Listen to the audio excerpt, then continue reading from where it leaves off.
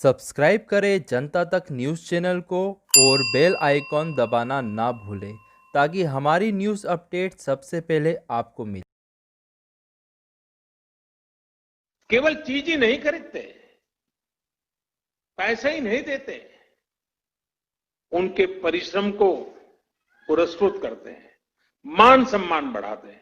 कभी सोचना, आप मर्सिडीज गाड़ी लेकर के जा रहे हैं और फुटपाथ पर छोटी चीज बेचने वाले की चीज आपने उतर करके खरीदी, वो पैसे नहीं गिनेगा, वो उसकी छाती फूल जाएगी। देखिए, मर्सिडीज गाड़ी वाला भी फुटपाथ पर मैं भले बैठा हूं, लेकिन उतर करके मेरे से सामान खरीद रखा है, उसकी जिंदगी को एक ताकत मिलती है, उसको सम्मान मिलता है।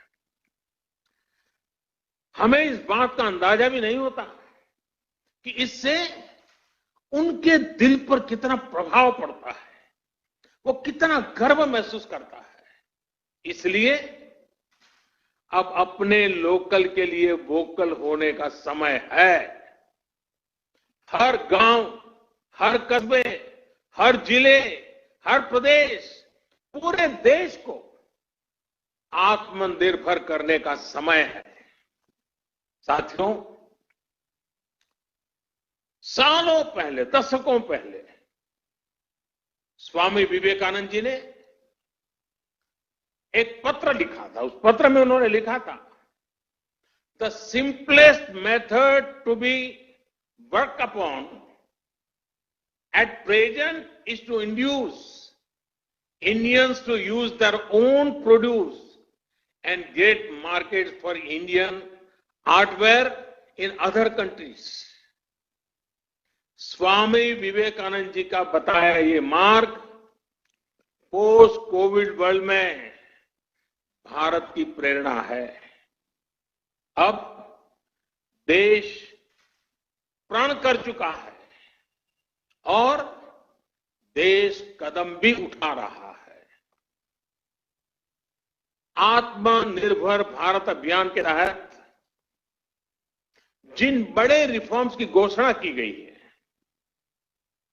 उनको तेजी से जमीन पर उतारा जा रहा है।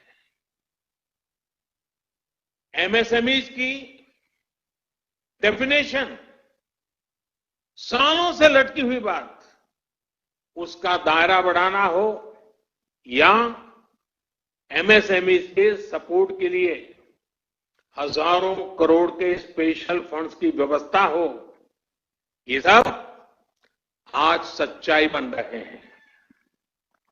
आईबीसी से जुड़ा फैसला हो, छोटी छोटी गलतियों को डीक्रिमिनलाइज करने का फैसला हो, इन्वेस्टमेंट की फास्ट ट्रैकिंग के लिए प्रोजेक्ट डेवलपमेंट सेल्स का गठन हो, ऐसे अनेक कार्य पहले ही हो चुके हैं। अब तमाम सेक्टर्स, खासकर कोल और माइनिंग के सेक्टर को अधिक कॉम्पिटिटिव बनाने के लिए जो रिफॉर्म्स अनाउंस हुए हैं, उसका भरपूर फायदा उठाने के लिए उद्योग जगत आगे आए। मेरे युवा साथी, आप आगे आए।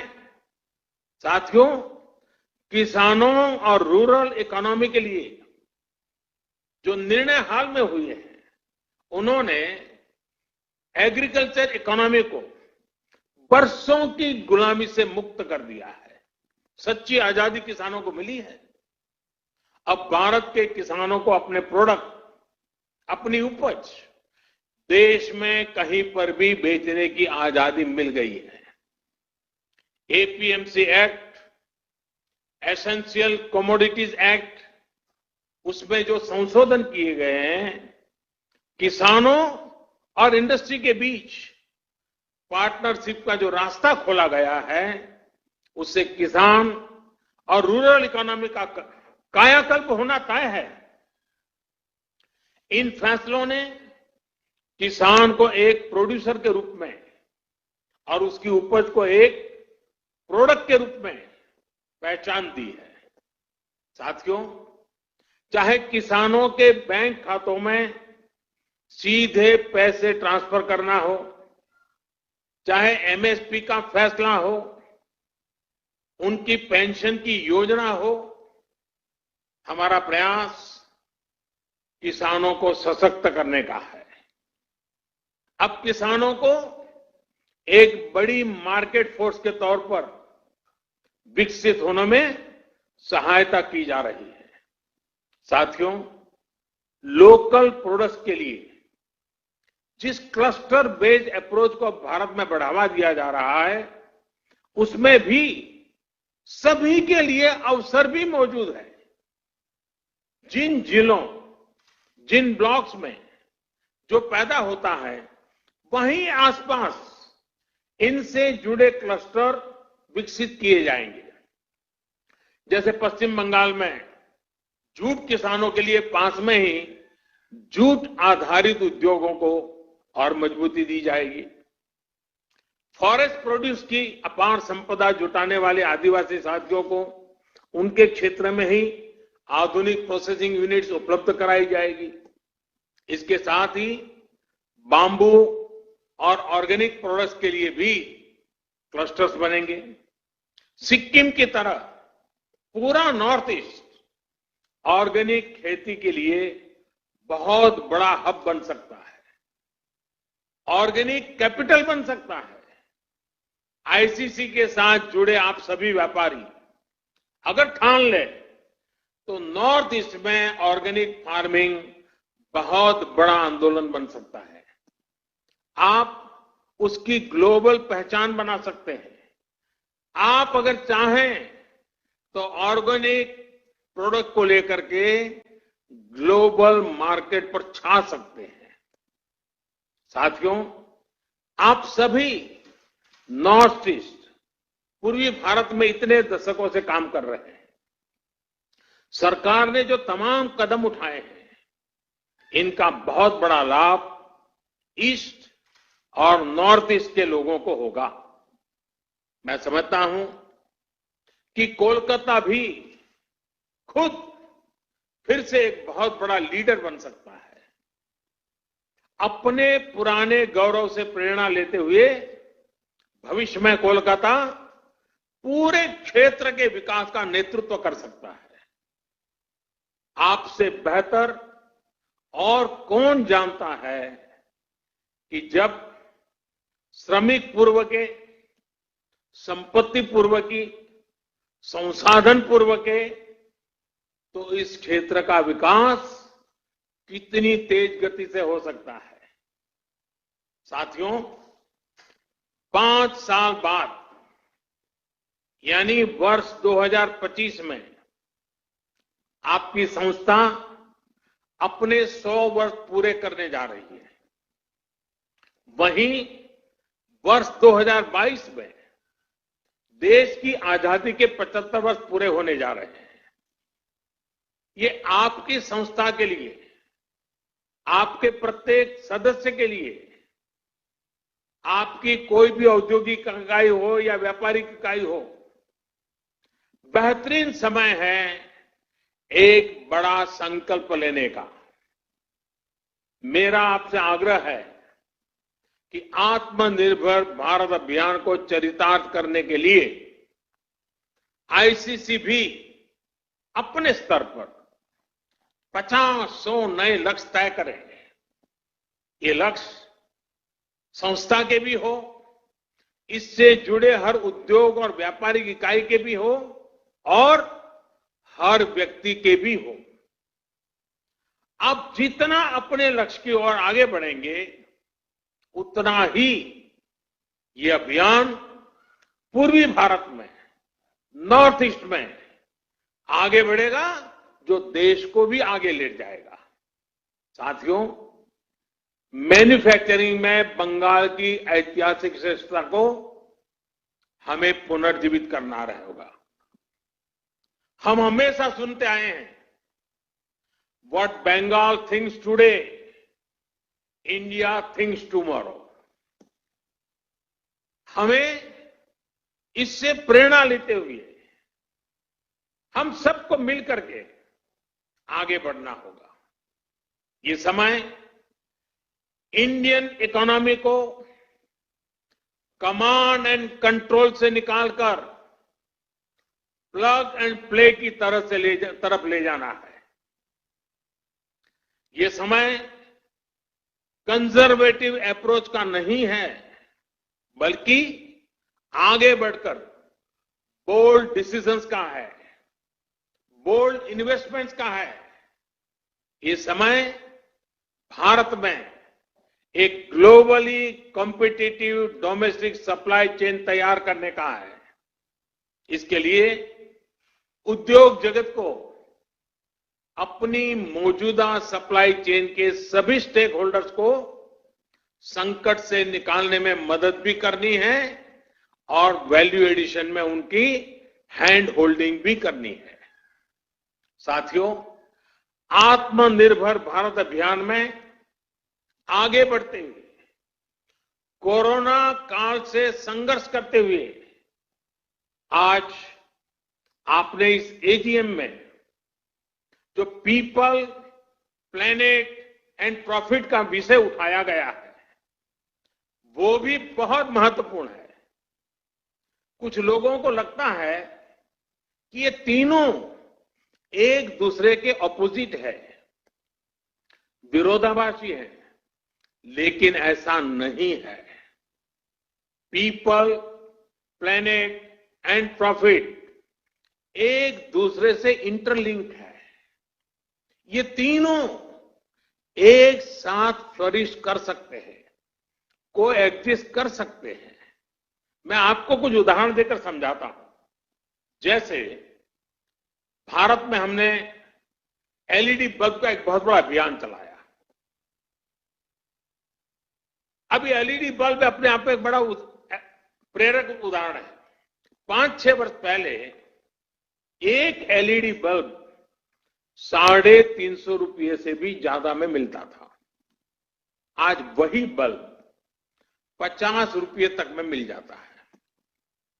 आप सोचिए, कीमत कम होने से देश भर में करोड़ों करोड़ों की संख्या में एलईडी बल्ब घर घर पहुंचे हैं, स्ट्रीट लाइट्स में लग रहे हैं। ये क्वांटिटी इतनी बड़ी है कि इससे उत्पादन की लागत कम हुई है और प्रॉफिट भी बढ़ा है। इससे लाभ किसको मिला है? पीपल को, आम देशवासी को, जिसका बिजली का बिल कम हुआ है। एक मोटा मोटा अंदाज में लगा सकता हूं, आज प्रतिवर्ष एवरी ईयर देशवासियों के करीब करीब 19,000 करोड़ रुपए बिजली के बिल में एलईडी की वजह से बच रहे हैं। 19,000 करोड़ रुपए आपके जेब में बचना, ये बचत गरीब को हुई है, ये बचत देश के मध्यम वर्ग को हुई है और लगातार होने वाली है। इसका लाभ प्लेनेट को भी हुआ है। सरकारी एजेंसियों ने जितने एलईडी बल्ब कम कीमत पर बेचे हैं, अकेले उससे ही हर साल करीब करीब 4 करोड़ टन कार्बन डाइऑक्साइड का एमिशन कम हुआ है। यानी प्रॉफिट दोनों को है, दोनों के लिए विन विन सिचुएशन है। उत्पादक भी कमाता है, विक्रेता भी कमाता है और खरीदार भी कमाता है, और प्लेनेट का तो भला हुआ ही हुआ है। अगर आप सरकार की अन्य योजनाओं और फैसलों को भी देखें तो बीते 5-6 वर्षों में पीपल, प्लेनेट एंड प्रॉफिट का ये कंसेप्ट जमीन पर और मजबूत हुआ है। अब जैसे अभी आपने भी देखा है कि कैसे सरकार का बहुत ज्यादा जोर इनलैंड वाटरवेज पर है। हल्दिया से बनारस तक तो वाटरवे चालू हो चुका है।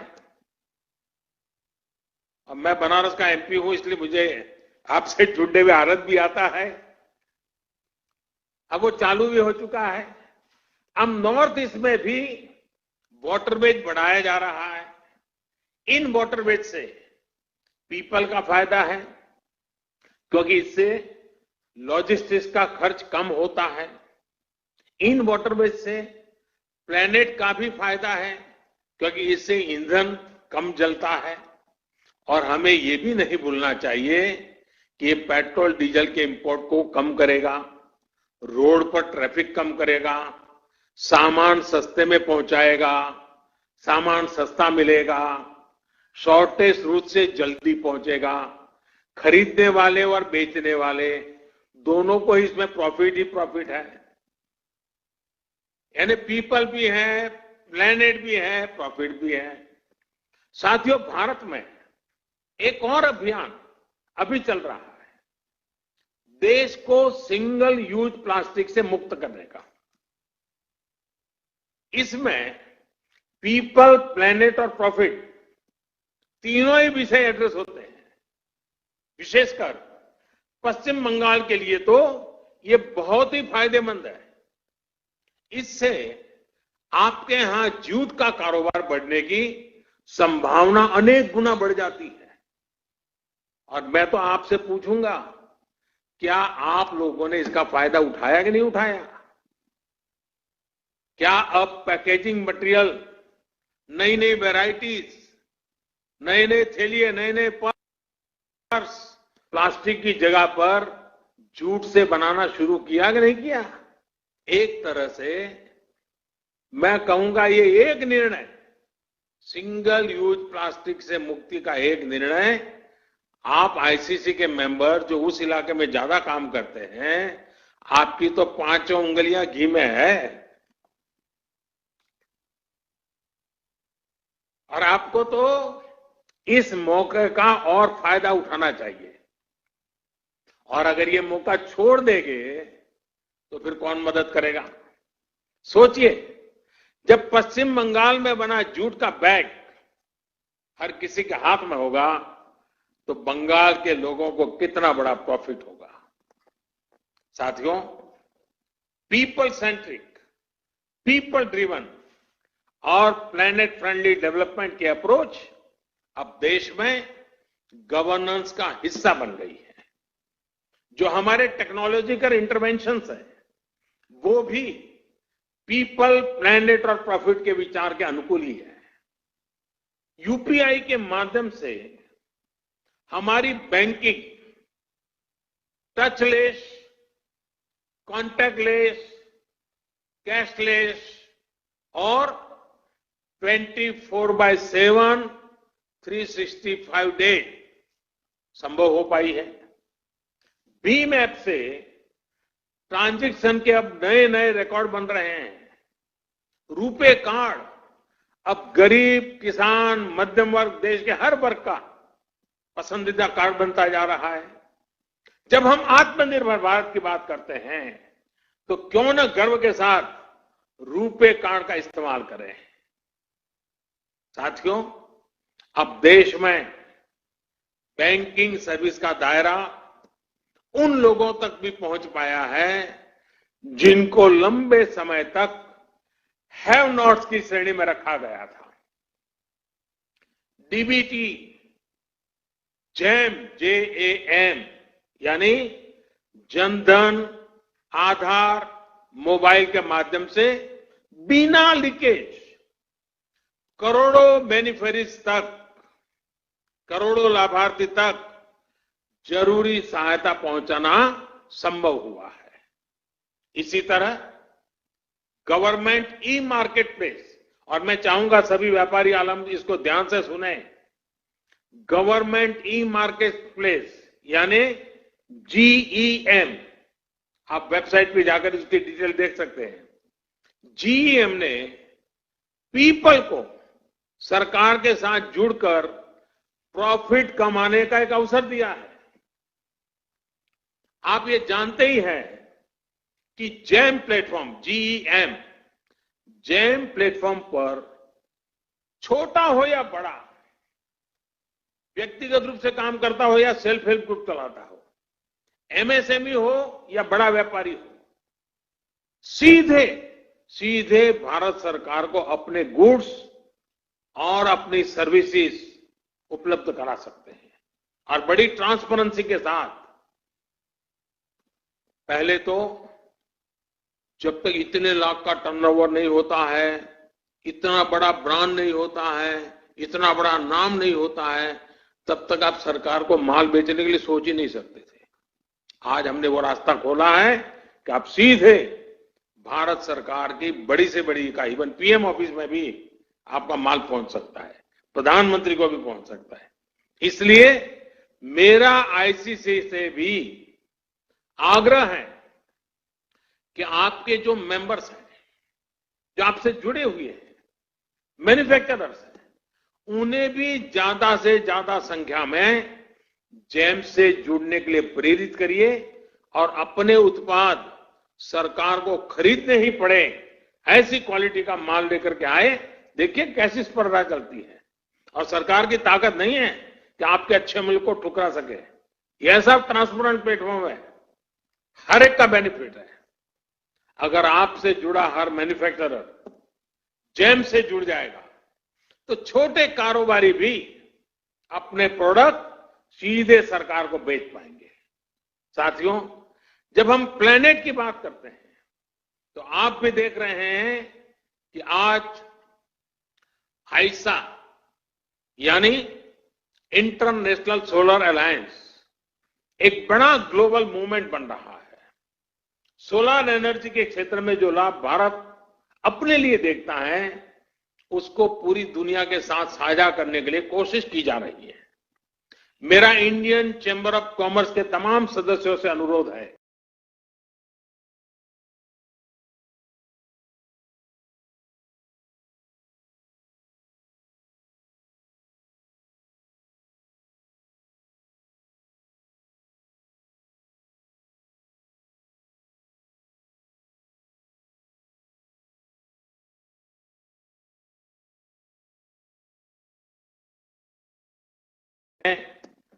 ऐसे संस्थानों की, एमएसएमई की हैंड होल्डिंग आवश्यक है और करनी चाहिए। बदलते हुए विश्व में सोलर रिचार्जेबल बैटरीज का बहुत बड़ा मार्केट बनने वाला है। क्या भारत का उद्योग जगत इसका नेतृत्व कर सकता है? इस क्षेत्र में भारत एक बहुत बड़ा हब बन सकता है। आईसीसी और उसके सदस्य 2022 जब भारत अपनी आजादी के 75 वर्ष पूरा करेगा और 2025 जब आईसीसी अपने 100 वर्ष पूरा करेगा, तो इन अवसरों से जुड़े लक्ष्यों में इस विषय पर भी अपने टारगेट तय कर सकते हैं। साथियों, ये समय अवसर को पहचानने का है, खुद को आजमाने का है और नई बुलंदियों की ओर जाने का है।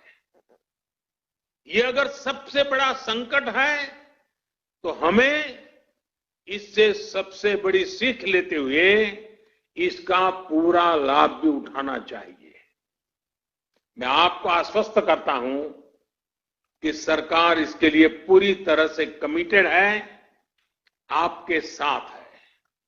आप बेहिचक आगे बढ़िए, नए संकल्पों के साथ, नए विश्वास के साथ आगे बढ़िए।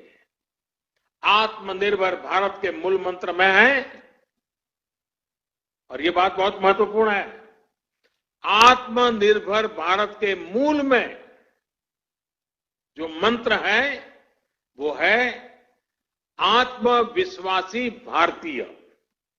हर भारतीय आत्मविश्वासी होगा तो आत्मनिर्भर भारत की यात्रा बहुत कम समय में हम जीत लेंगे।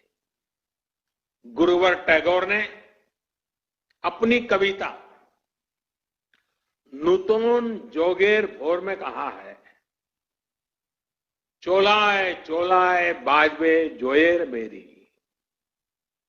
चोलाए चोलाए बाजबे जोएर मेरी, पाएर बेगे ही पोत केटे जाए कोरिश्ना आर दे।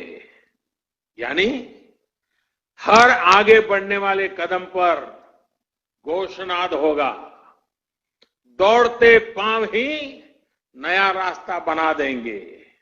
अब देरी मत करो, सोचिए ये कितना बड़ा मंत्र है, दौड़ते पांव ही नया रास्ता बना देंगे।